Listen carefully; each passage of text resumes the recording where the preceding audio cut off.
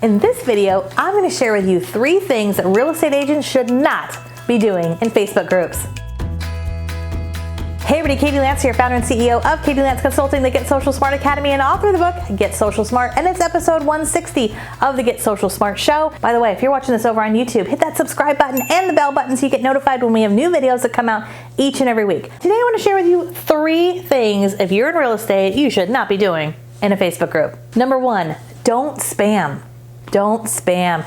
There's nothing worse than going into a Facebook group, and we've all done this. You go into a Facebook group and all you see is listing, or you see just people selling stuff and they're not engaging. It's like, they just popped into that group, posted something, and then they left. Right? Now, this is particularly awful if you happen to be in a lot of Facebook groups, as I am, and I see this happen all the time, right? I'm in multiple Facebook groups and I see the same agent post the same thing in like 12 different Facebook groups because they're spamming. Now, don't get me wrong, with some Facebook groups, it does make sense to share. Some Facebook groups are meant to share your listings. Some Facebook groups are very open to sharing links and whatnot, but you want to read the rules, and you also want to make sure that you're not the person who's just like posting something and then never engaging in that group, right? So if you're going to use a Facebook group, and by the way, being a part of a Facebook group is a great way to expand your reach, to attract business. I have generated a ton of business from Facebook groups, not just by my own, but by being a part of a Facebook group.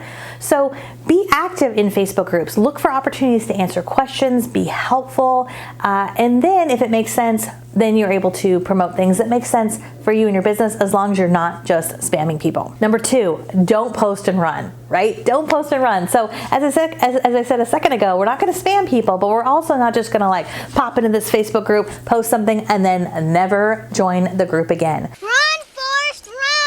So if you want to leverage Facebook groups as a way to promote your listings, or maybe you're doing some video like this, maybe you're doing video each and every week and you're putting out video content or podcast content and you're thinking, how can I get this out to more people? Gosh, maybe I could share it in Facebook groups. You can, but make sure you're not just posting and running. So again, this goes back to point number 1. Don't be a spammer. Make sure you're taking time to engage with people. And maybe it's as simple as taking the time once or twice a week to pop into some of your Facebook groups, search conversations, look to see what's the trending topic. Don't just click like on a bunch of topics, but actually engage in the conversation, and that will make a big difference. Mistake number 3. This is a little bit of a hot topic, but don't spread hate. Don't spread hate. And I know hate is a really strong word. I'm not even a big fan of that word. But what I mean by that is so often I'll see agents and brokers who jump into a Facebook group just to complain, right? They're complaining about their broker and the other agent, and they're complaining about their clients. And I get it. This is a tough business, right? I serve real estate professionals and I know it can be challenging. But at the same time, even if a group is private, just know once you put something out there, it doesn't really matter if it's private or public. It's out there, right? As I often have said before, if I am not comfortable, seeing something on a billboard in front of Times Square, then I probably wouldn't put it on social media. So just keep that in mind when it comes to Facebook groups. So often, we have an experience where we're frustrated, we're irritated, something happens. Take a deep breath. Call your best friend, call your broker, right, if you need to vent, but don't post it in a Facebook group, right? And just be cognizant, as I always like to say, be cognizant of the fact that there's somebody on the other side of that screen. I know it's easy, especially in Facebook groups, to kind of get in these heated debates, but just remember there's somebody on the other side of the screen, and I think that's really, really important.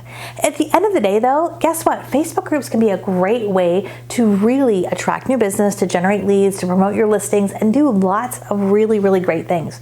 Now you can either be a part of a Facebook group or you can even start your own Facebook group. So I would be curious. I would love to hear from you. Do you run a Facebook group? Do you run a Facebook group maybe for your clients? We have a lot of folks inside of our Get Social Smart Academy who run private groups just for their clients. We have a great private Facebook group just for our Academy members. You might run a Facebook group for your local community or your local neighborhood. I know one of our Get Social Smart ambassadors, Lee Arnold, runs a really successful Facebook group for the local area that he markets to, and it's so helpful for him to be positioned as that thought leader. He's able to really engage with this community, and he's gotten a lot of business because of that Facebook group. So I'd be curious, do you run a Facebook group? Let me know in the comments below. And for additional resources, by the way, on social media, we have a whole free resource library. We're going to drop that link in the comments below. So if you're listening to this and you're thinking, I need to get a handle on just, not just my Facebook strategy, but all of my social media strategy, we've got some great free resources. We'll drop that link below. Make sure you check that out. And like I said in the beginning, if you're watching this over on YouTube, make sure you hit that subscribe button because we have new videos that come out each and every week. All right, for more tips, tools, and strategies on all things Facebook and social media for real estate, make sure you visit us over at katielance.com. Thanks so much. We'll see you next time.